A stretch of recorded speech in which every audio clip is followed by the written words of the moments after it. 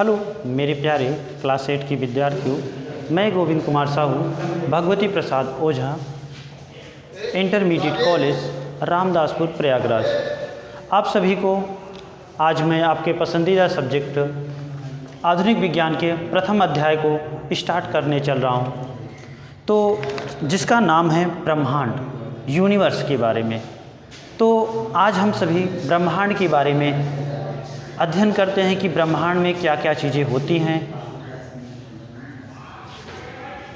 तो देखते हैं ब्रह्मांड की परिभाषा पे आते हैं। पहली बात, सर्वप्रथम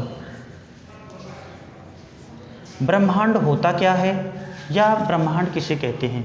यूनिवर्स। पृथ्वी के चारों ओर, हम सभी जानते हैं, पृथ्वी के चारों ओर एक विशाल अंतरिक्ष भाग फैला हुआ है, जिसे ही हम ब्रह्मांड कहते हैं। या समझ सकते हैं कि पृथ्वी के चारों ओर स्थित फैलाव या अंतरिक्ष या शून्य भाग को ही ब्रह्मांड कहते हैं। ब्रह्मांड में अनेकों चीज़ें पाई जाती हैं, जैसे आपका ग्रह, उपग्रह, धूमकेतु, उच्छल तारे इत्यादि। ये जो ब्रह्मांड बना हुआ है 1000 करोड़ वर्ष पूर्व दो पिंडों के आपस में टकराव से बना, जिसके बाद ये सभी चीज़ें काफ़ी दूरों पे फैल के स्थित हो गई। आगे देखते हैं हम लोग रात्रि का आकाश। रात्रि का आकाश अर्थात रात्रि में आकाश कैसा दिखता है?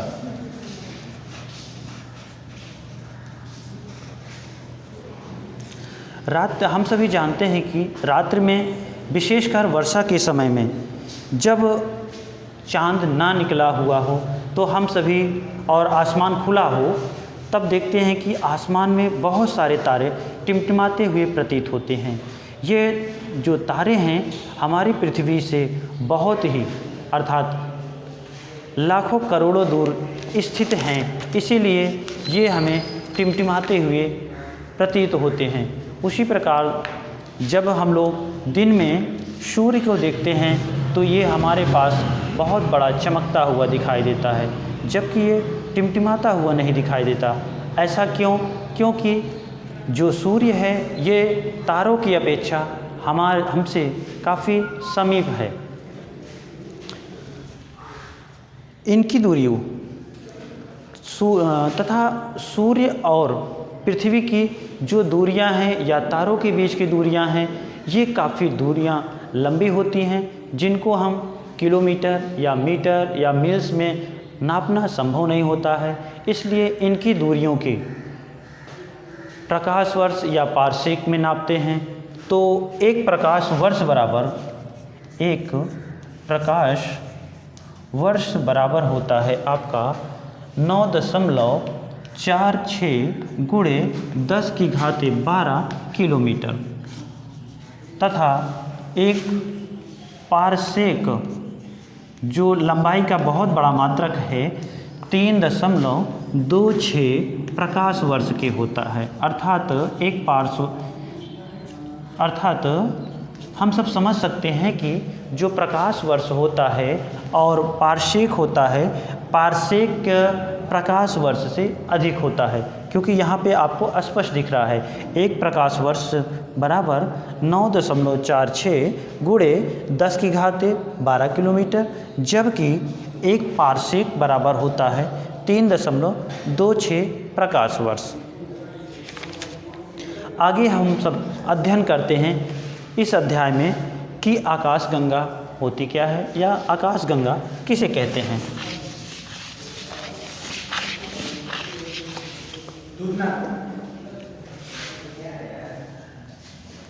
आकाश गंगा या इसे गैलेक्सी के भी नाम से हम लोग जानते हैं। आकाश में हम सभी जानते हैं कि आकाश में या ब्रह्मांड में बहुत सारे असंख्य तारों का समूह है, जो कि परस्पर समान दूरी पर नहीं होता है। इस प्रकार ब्रह्मांड में विद्यमान असंख्य तारों के समूह को ही हम सभी क्या कहते हैं जी? आकाश गंगा कहते हैं। ब्रह्मांड में लगभग सैकड़ों आकाश गंगाएं उपस्थित हैं। तथा इन सैकड़ों आकाशगंगाओं में एक आकाशगंगाओं में सैकड़ों तारे उपस्थित होते हैं, जो कि सर्पलाकार आकृति का बना होता है। अर्थात इस प्रकार आकृति में हमारी आकाशगंगा हमें दिखाई देती है। उसके बाद आया तारामंडल। तारामंडल क्या होता है?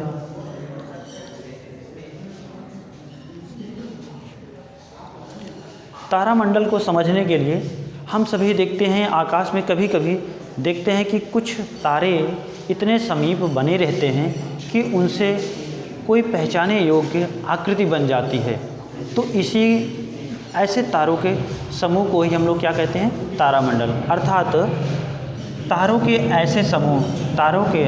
ऐसे समूह जिनसे कोई आकृति पहचानने योग्य बन जाती है, उसी को ही हम तारामंडल कहते हैं। तारामंडल में मुख्यतः पहचाने जाने वाली आकृतियों में 3 हैं। पहला है जी आपका बृहत सप्तर्षि तारामंडल।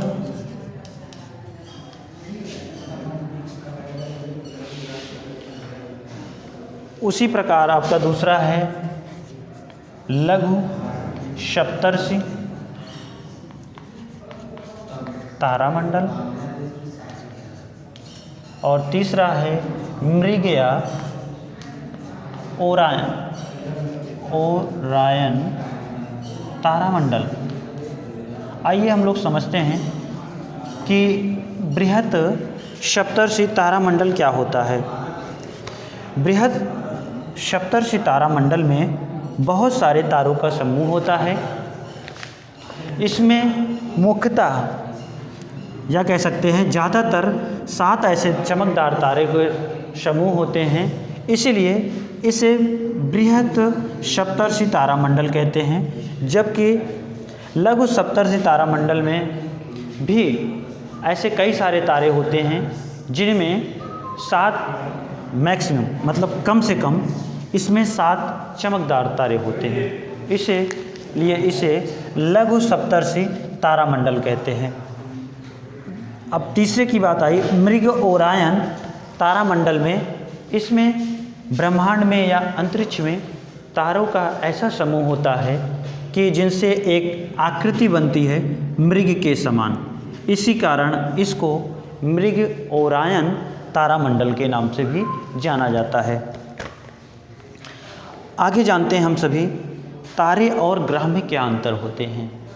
तो बच्चों, तारे और ग्रह में क्या अंतर होते हैं, इसके लिए हमें यह जानना पहले ज़रूरी होगा कि तारा किसे कहते हैं या तारा होता क्या है तथा ग्रह किसे कहते हैं, तभी ये बातें समझ में आएगी। तारा एवं ग्रहों में अंतर। तो तारा और ग्रहों में जो अंतर, तारा क्या होता है?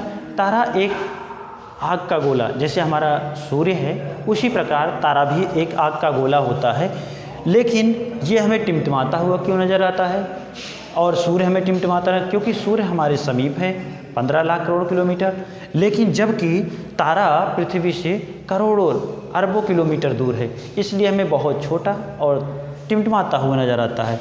और ग्रहों के बारे में देखिए, ग्रह क्या होते हैं?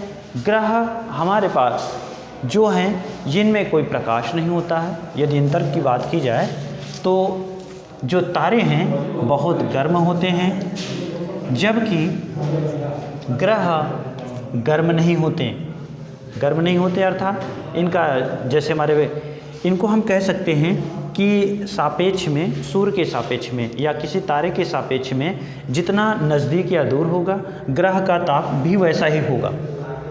और दूसरा है तारों का ताप बहुत अधिक होता है और ग्रहों का ताप उनकी दूरी के सापेक्ष होता है। तीसरा है हमारा तारों में प्रकाश के बारे में। तारों का खुद का प्रकाश होता है, जबकि ग्रह का खुद का प्रकाश नहीं होता है और ये किसी के प्रकाश के प्रकाशित होते हैं। और चौथा है जी हमारा तारे टिमटिमाते हैं जबकि ग्रह टिमटिमाते नहीं हैं। पांचवा है तारों की संख्या।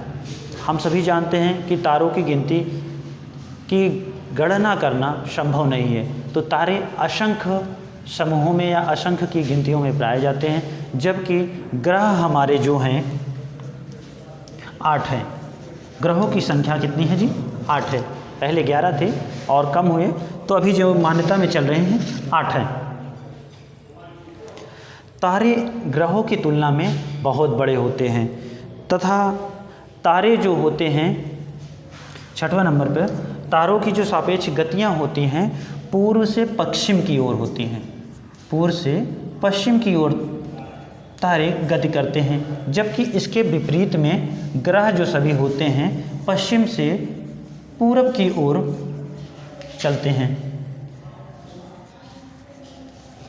तो इस प्रकार से हमारी तारा एवं ग्रहों में अंतर स्पष्ट हो गया।